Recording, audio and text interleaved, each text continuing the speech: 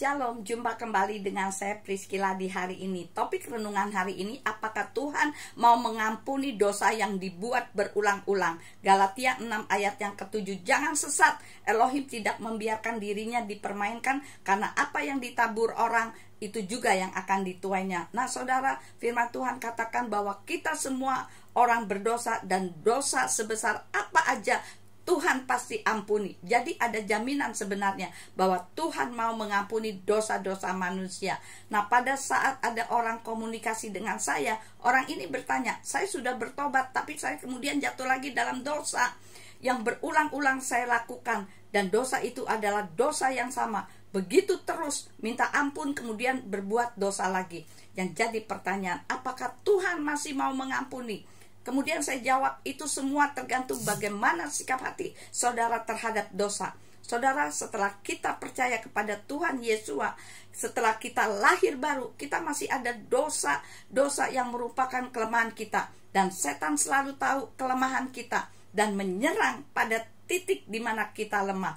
Misal ada orang yang jatuh pada dosa perzinahan atau perampokan atau pembunuhan, dan sungguh-sungguh menyesal dan ada kerinduan untuk taat kepada Tuhan, kemudian minta ampun tapi berbuat dosa lagi, pengen taat pada Tuhan tapi jatuh melulu. Menurut saya orang semacam ini sengaja mempermainkan Tuhan. Minta ampun tapi tidak ada tekad untuk bertobat, minta ampun hanya untuk menutupi dosanya, kemudian ada keinginan untuk berbuat dosa lagi. Galatia 6 ayat yang ke-7 tadi dikatakan, jangan sesat, Elohim tidak membiarkan dirinya dipermainkan, karena apa yang ditabur orang itu juga yang akan dituainya. Jadi sikap hati seperti ini Tuhan tidak akan mengampuni. Terus solusinya bagaimana dong agar tidak jatuh di dosa yang sama?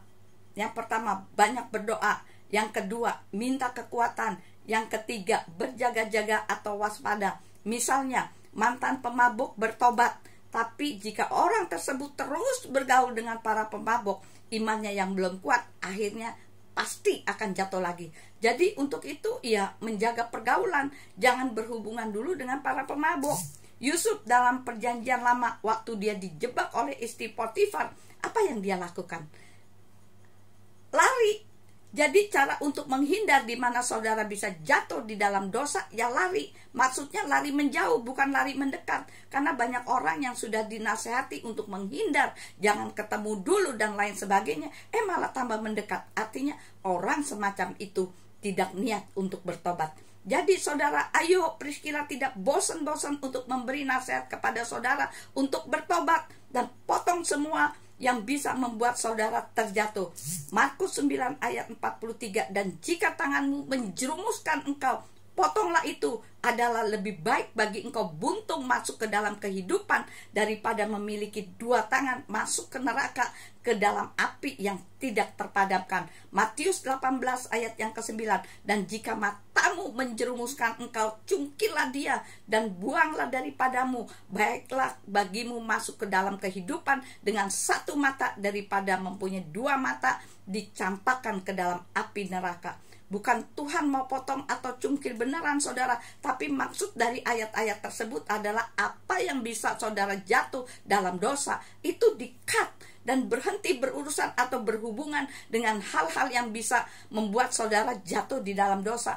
Jadi saudara, bertobatlah dengan sungguh-sungguh dan jangan mempermainkan Tuhan. Jangan sampai konsekuensi jatuh ke tangan anak cucu. Jangan bermain-main lagi dengan yang namanya dosa sehingga berakibat fatal masuk neraka. Nah, sekian renungan hari ini. Biar kiranya menjadi berkat dimanapun saudara mendengarkan renungan hari ini. Dan apabila saudara terberkati dengan renungan hari ini, kirim-kirim pada yang lain, sehingga orang lain pun akan menerima berkat melalui renungan hari ini. Tuhan Yesus memberkati. Shalom.